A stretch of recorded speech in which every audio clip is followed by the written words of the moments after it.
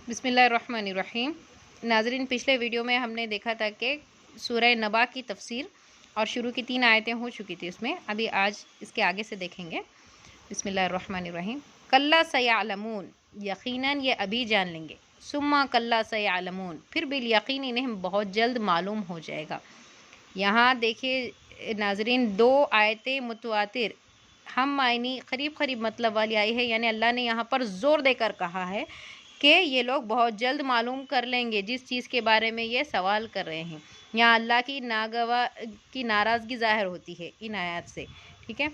और इस नाराज़गी को हम इस तरीक़े से समझ सकते हैं कि मिसाल के तौर पे एक बादशाह है जिसने अपना हुक्म अपनी प्रजा के तरफ नाफिज़ किया, किसी मैसेंजर के ज़रिए से प्रजा में अपना हुक्म भिजवाया, और उस हुक्म को मानने के बजाय लोग उस हुक्म का मजाक उड़ाने लगे और उस बात के बारे में शक व शुबे में पड़ जाए, तो बादशाह का क्या गुस्सा नहीं होगा?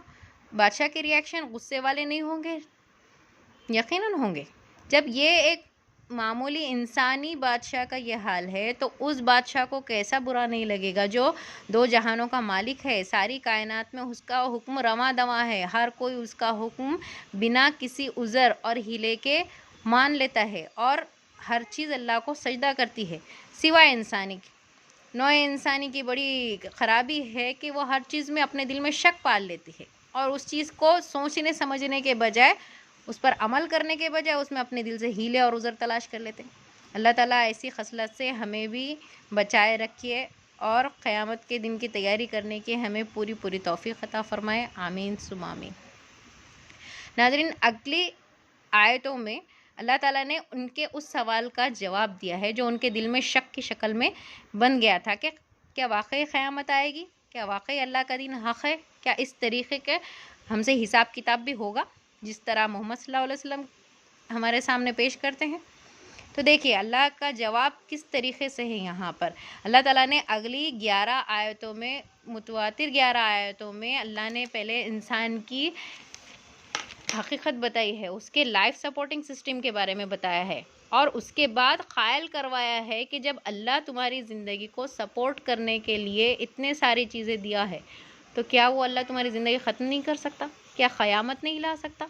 जो दुनिया कायनात चल रही है, जो किसी मंशे के तहत चल रही है, तो एक दिन अल्लाह ने इसके बारे में भी कुछ ना कुछ ज़रूर सोच रखा होगा।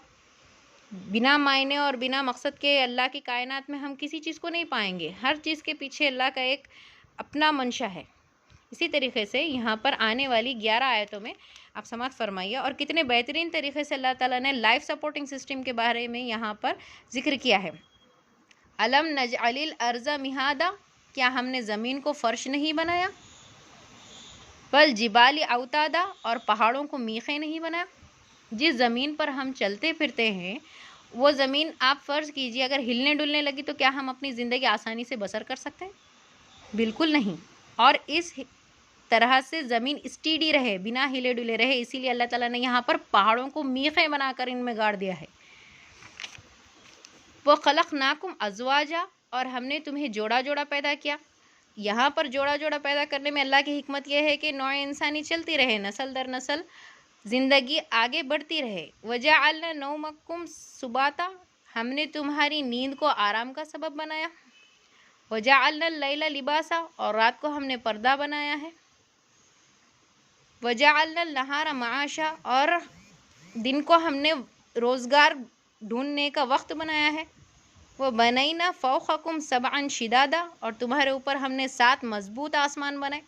वजअलना सिराजम वहाजा, और एक चमकता हुआ रोशन चिराग यानी सूरज पैदा किया।